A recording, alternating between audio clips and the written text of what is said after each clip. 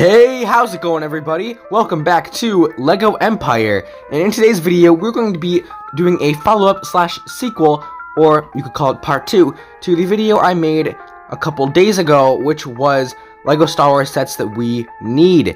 Now, I said that if I got a lot of support on that video, I would make a part 2, and lo and behold, we got a lot of support on that video. So, here we are. Thank you for all the support, and let's get into this. So, the first set that we really need as LEGO Star Wars fans, especially if you are a Rogue One fan, is the Darth Vaders Attack. This is basically the Dark Trooper Attack, but with the hallway to match the, I don't remember the name of the ship, but the Rebel ship that Vader boards in Rogue One. And this would be great because, for one, we could get an exclusive Rogue One Vader. I don't know if he looks different than the regular Vader, but they could add some different printing, I guess. And we don't get Rebel Fleet Troopers very often. I believe the last time we got one was in like some sort of junior set, and I don't think people want to go and buy tons of junior sets to get Rebel Fleet Troopers, so this would be amazing. Rebel Fleet Troopers are by far my favorite Rebel Trooper, and you can't complain about Darth Vader, especially if he was to be exclusive.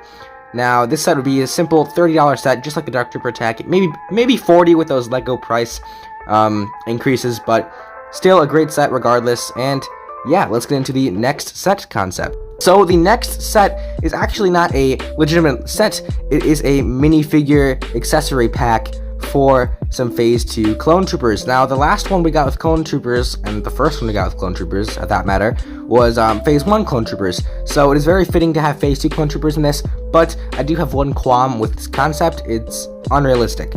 If LEGO was to include 4 LEGO minifigures, they would make the price at least $20, maybe even higher with, again, the price increase. But if I were to remove one figure from this to make it $15, just like the old battle packs, I think I would remove one of the 3 32nd Troopers. They're great, but in my opinion, I think you need less 3 32nd Troopers than traditional Phase 2 clone troopers, because we need those much more. And if there was going to be 4 minifigures, I would argue that we only need 1 3 32nd Trooper and 3 Phase 2 clones, because we have the biggest Phase 2 clone shortage ever. I just went over this in my Microfighter video, so check that out if you want, but we need more Phase 2 clones. Anyway, let's get into the next set. So, the next and final set of the video is the Defoliator Tank. Now, if you do not know what this is a tank introduced in the Clone Wars Night Sisters arc. I don't know if it was introduced in that arc. It might have been earlier.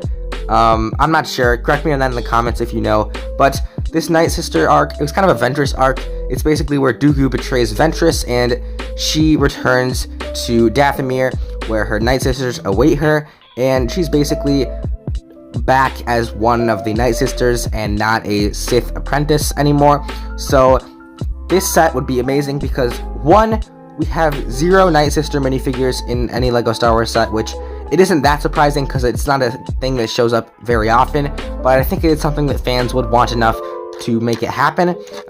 Second, we don't have that many Grievouses. I mean, we do have some Grievouses, but it would be nice to get an updated Clone Wars Grievous, because this is a Clone Wars set.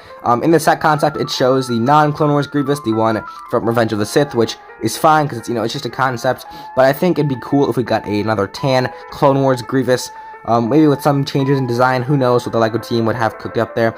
Also, a really nice Ventress minifigure with like a Night Sister outfit, kind of, because she does change outfits from when she is portrayed by Dooku and when she is on Dathomir. And it would also include 2 battle droids, it looks like. I would argue it would include more, but who knows. This doesn't have a piece count, but judging from the size of the Defoliator Tank, I'd say this would be about $40. Now, I would say $30. Wait. Okay, guys, I forgot. Was the AAT the most recent one? Did it start at $40 or was it always $30? I don't remember. But this would either be probably almost honestly $50.